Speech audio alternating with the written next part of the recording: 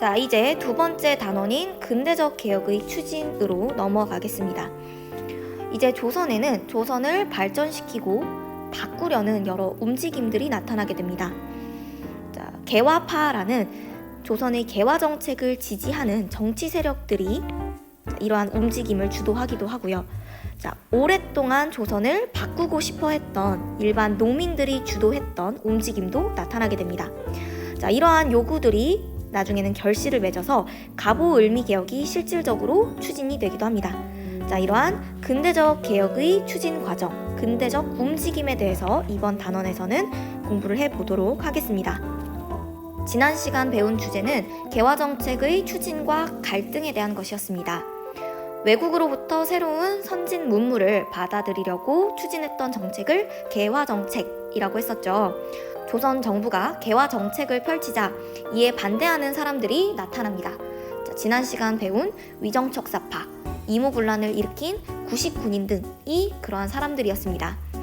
그런데 오늘 배울 사건인 갑신정변은 개화 정책을 추진하던 개화파들 사이에서 벌어진 갈등이라고 볼 수 있습니다. 개화 방법이나 개화 속도를 두고 생각이 달랐던 개화파들 간의 갈등이 극에 달해서 발생한 것입니다. 그렇기 때문에 우리는 갑신정변을 이해하기 위해서는 그 당시 개화파들이라는 사람들의 정의와 분화에 대해서 먼저 이해를 해야 합니다. 자, 여러분 강화도 조약 공부했을 쯤에 통상개화론자에 대해서 공부했던 거 기억나시나요? 자, 북학파 실학자들의 영향을 받은 사람들이고 통상을 통해 문호를 개방하자고 주장했던 사람들이 통상개화론자들이었죠. 하지만 이들이 강화도 조약쯤에는 그렇게 정치 세력으로서 주도적인 역할을 하지는 못했습니다. 하지만 80년대에 들어서서 이들의 영향을 받은 사람들이 정치 세력으로서 성장을 하게 되고 그들이 개화파로서 조선의 개화 정책을 이끌어 나가게 됩니다. 자, 오른쪽에 보이시죠? 박규수, 유홍기 등 통상 개화론자들의 영향을 받은 사람들이 개화파라는 정치 세력으로서 성장을 하게 되고 이들은 1880년쯤에 중앙정계에 진출을 해서 개화 정책을, 개혁을 주도적으로 추진을 하는 사람들입니다. 하지만 중요한 점이 이 부분이에요. 하지만 이들은 청에 대한 인식 그리고 개화 정책의 추진 방법 등을 둘러싸고 분화가 된다고 합니다. 분화요. 자, 분화란 한자 나눌 분자를 써서 나뉘어진다 라는 뜻입니다. 즉 하나였던 개화파가 나뉘어진다는 거죠. 어떻게? 온건 개화파와 급진 개화파로 나뉘어진다는 뜻입니다. 자, 왼쪽에 표 보이시죠? 자, 기존에 하나였던 개화파는 개혁의 속도와 방법에 대해서 다른 생각을 가지고 있었기 때문에 두 파로 나뉘어지게 됩니다. 급진 개화파와 온건 개화파로요. 자, 이름 한번 확인을 해보겠습니다. 자, 급진 개화파에 포함되어 있는 인물에 김옥균, 박영효, 홍영식, 서광범 등이 있습니다. 자, 우리가 공부할 이번 주제인 갑신정변과 직접적으로 관련되어 있는 사람들이니까 급진개화파 인물들 잘 눈여겨보세요. 자, 또한 온건개화파에도 좀 익숙한 이름이 있네요. 자, 조선책략과 관련되어 있었던 인물이죠. 김홍집이 있고요. 김윤식, 어윤중 등이 있습니다. 자, 그렇다면 각자 이들이 어떤 개혁 속도와 어떤 개혁 방법을 추구했는지 오른쪽 본문을 보면서 확인하도록 하겠습니다. 자, 급진 개화파 부분은 빨간색으로 한번 표시를 해보고 온건 개화파의 주장에 대해서는 파란색으로 한번 표시를 하면서 확인해 볼게요. 자, 온건 개화파 같은 경우는 빠른 개혁보다는 점진적이고 느린 개혁을 추구했습니다. 이름에서도 온건이라는 말이 들어있으니까 빠르지 않은 개혁을 추구했다는 것을 짐작할 수가 있겠죠. 자, 그리고 개혁을 많이 하기보다는 좀 필요한 것만 적게 하기를 바랬습니다. 특히 이들은 조선이 그동안 계속 주장했던 유교 성리학을 지켜야 한다고 주장을 했어요. 유교 질서를 수호하고 우리가 필요한 것만, 우리가 부족한 서양의 기술, 과학기술과 군사적인 부분만, 이런 부분만 좀 제한적으로 받아들이자라고 주장을 했습니다. 많이보다는 필요한 것만 적게, 그리고 천천히 개혁을 하자라는 주장을 했다는 거죠. 그리고 이들은 외교 노선 역시 크게 바꾸는 것을 좋아하지 않아요. 그동안 조선은 오랫동안 중국과 더 깊은 유대 관계를 유지하면서 외교 정책을 유지해왔죠. 기존에 하던 친청 정책을 유지하고자 합니다. 자, 이모군란 때도 이 청나라에게서 도움을 받았었죠. 이와 같이 개화 정책을 추진하던 고종과 민비의 생각과 보다 좀 유사한 편이라고 보시면 됩니다. 조선의 유교 질서는 그대로 두고 서양의 기술만 받아들이자는 온건개화파의 주장은 동도서기라는 단어로 정리될 수 있습니다. 동양의 도, 즉 동양의 사상은 그대로 두고 서양의 기술만 받아들이자라는 주장인 거죠. 고종의 개화 정책 역시 그 맥락이 동도서기와 비슷합니다. 고종 역시 조선의 유교라든가 정치 제도는 건드릴 생각이 없어요. 그러니까 이 급진개화파와 온건개화파 중 고종의 선호를 받은 것은 온건개화파라는 것을 우리가 짐작을 할 수가 있었겠죠. 정치적 주도권을 더 쥐고 있었던 쪽은 이 온건개화파라는 것을 다시금 강조하겠습니다. 반면에 급진개화파는 이름에서부터 나타나죠. 더 빨리 많은 것을 바꾸고 싶어 했던 개화파들입니다. 그래서 이들은 급진적인 빠른 개혁을 추구했어요. 자, 이들은 온건개화파의 주장처럼 서양의 과학기술도 받아들여야 한다고 주장을 했지만 더 나아가서 서양의 근대 사상과 제도까지 적극적으로 수용해야 한다라고 주장을 했습니다. 그래서 이들은 정치제도 개혁에 대해서도 관심이 굉장히 많습니다. 조선은 오랫동안 왕을 중심으로 한 통치가 이루어졌죠. 그런데 이들은 서양의 사상 중 하나인 민주주의 등을 접하게 되면서 보다 다수가 합리적으로 정치하는 새로운 체제를 도입하려고 꿈을 꾸기도 하였습니다. 자, 그리고 이들은 외교 노선 역시 온건개화파와 차이를 보이는데요. 이들은 청의 간섭을 벗어나고자 했습니다. 그리고 청보다는 일본과 더 가까이 하는 것을 추구를 했죠. 자, 이것이 온건개화파와 급진개화파가 보이는 차이고요.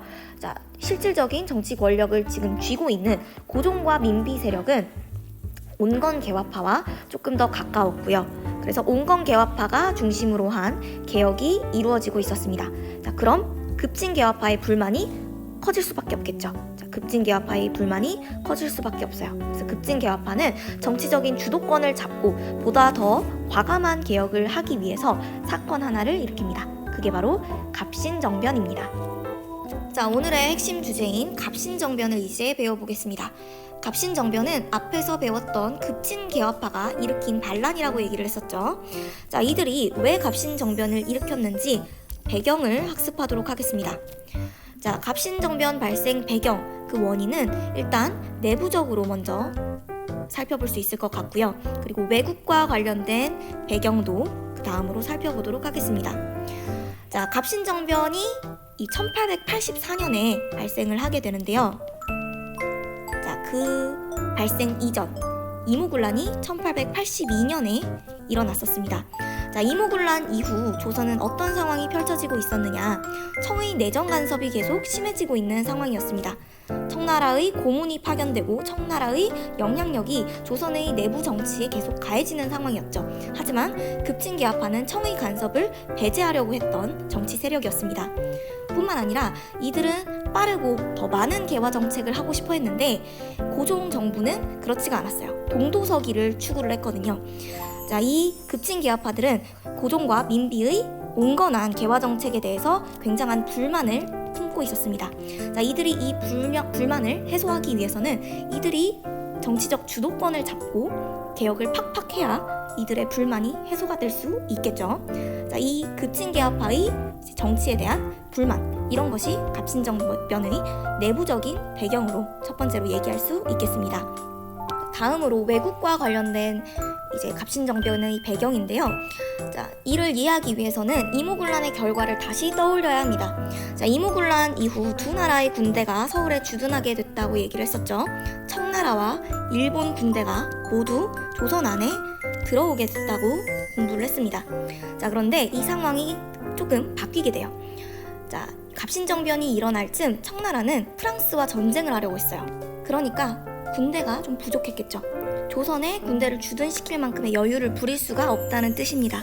그래서 청나라가 조선에 주둔한 군대를 일부 철수를 시켜요. 자, 이를 두고 급진개화파 세력들은 이것이 청나라로부터의 간섭을 벗어날 수 있는 절호의 기회구나 라고 판단을 한 것입니다. 자, 그래서 일본의 도움을 받아서 일본의 군대는 그대로 서울 안에 있잖아요. 자, 일본의 군사, 재정적 지원을 받아서 반란을 일으킨 후 청나라로부터의 내정 간섭을 벗어나고 개화 정책을 마음에 안 들게 추진하고 있었던 고종과 민씨 정권을 타도하려고 합니다.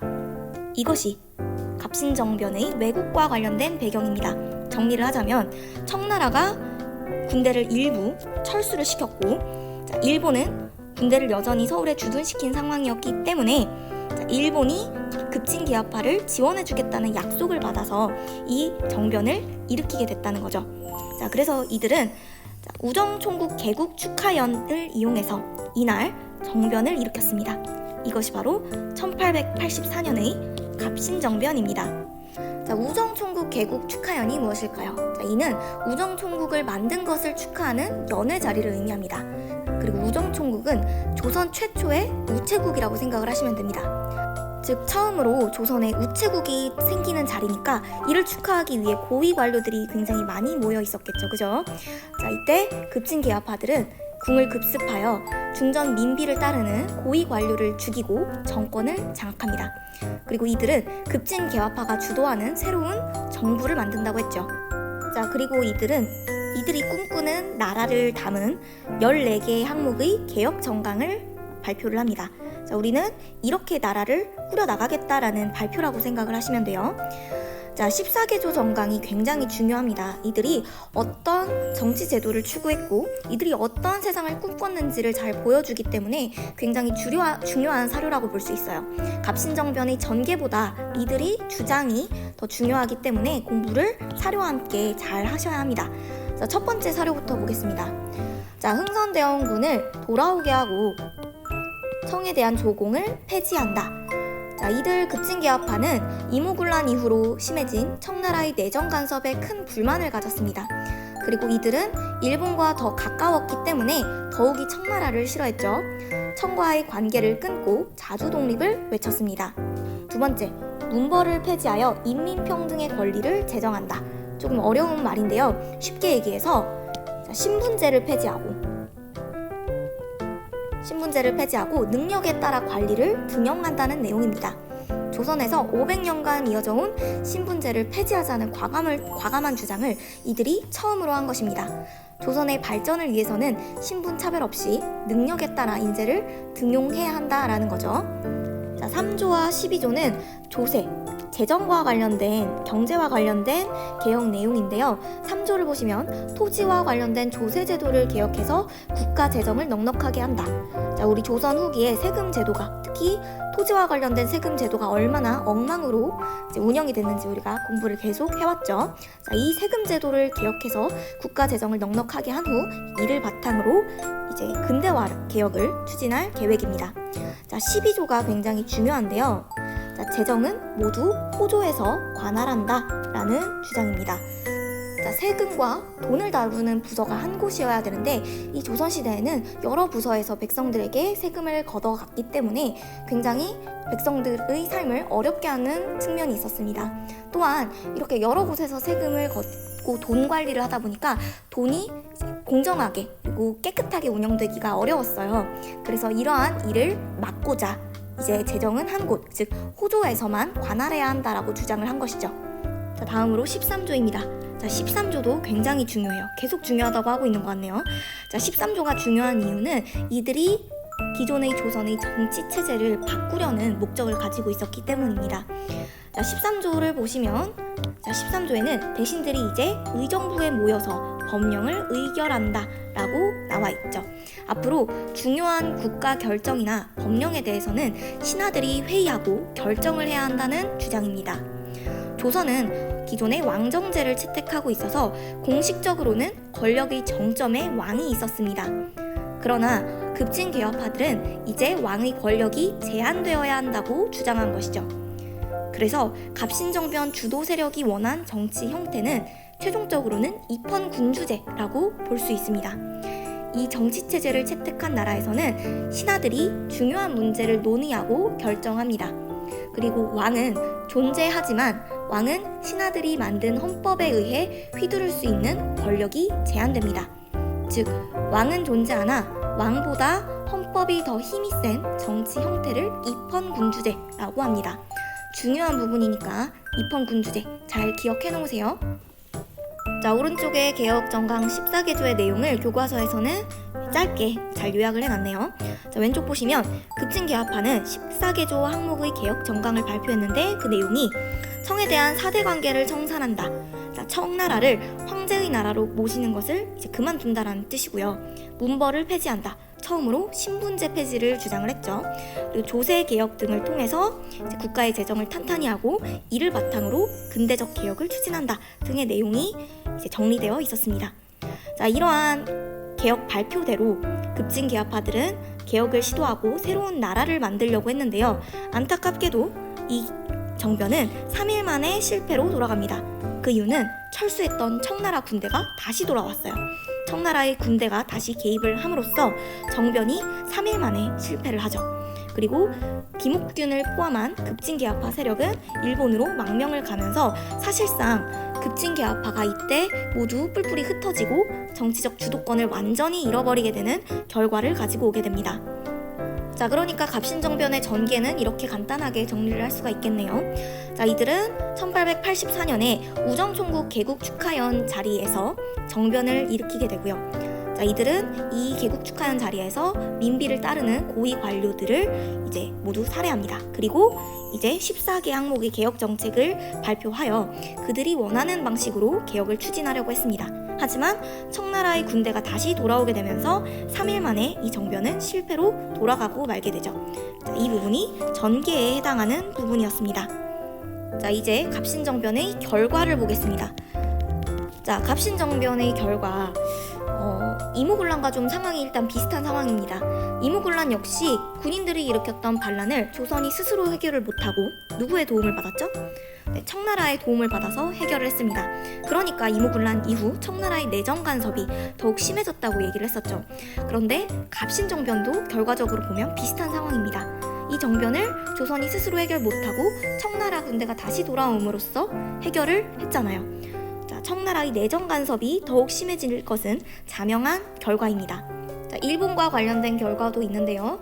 일본과 조선이 한성조약을 체결합니다. 자, 이를 통해서 일본은 또 배상금을 얻어냈어요. 자, 갑신정변의 배경 중 하나로 일본이 급진개혁파의 정변을 도와주겠다고 약속한 것을 들 수 있다고 했었죠. 어떻게 보면 갑신정변에 일본도 책임이 있는 겁니다. 그런데 이들은 도리어 갑신정변으로 인해 일본도 피해를 보았으니 배상금을 지불하라는 요구를 합니다. 그래서 일본과 한성조약이 체결되었습니다. 자, 정리할게요.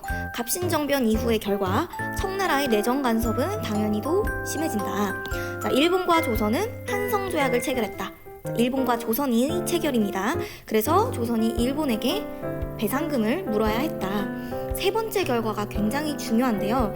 이 세 번째 결과가 다음 시간에 배울 사건과 또 관련되어 있기 때문에 잘 기억을 해야 합니다. 청나라와 일본이 둘이서 약속을 하는데요. 청나라와 일본이 텐진 조약을 체결합니다. 자, 여러분이 기억을 해야 될 점, 이 텐진 조약은 일본과 조선 혹은 청나라와 조선이 아니라 청과 일본이 체결한 조약이라는 점입니다. 자, 기억하시나요?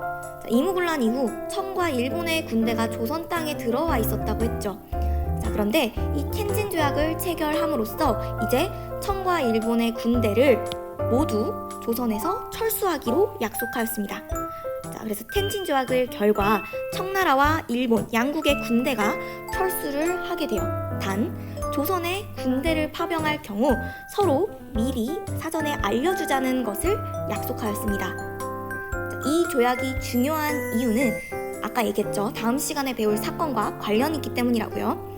이 조약으로 인해 10년 후에 청나라와 일본의 군대가 또 조선에 들어오게 됩니다. 그리고 조선 땅에서 두 국가가 전쟁까지 하게 돼요. 자, 다음 시간 내용을 이해하기 위해서 이 텐진 조약 정말 잘 기억해둬야 되겠죠.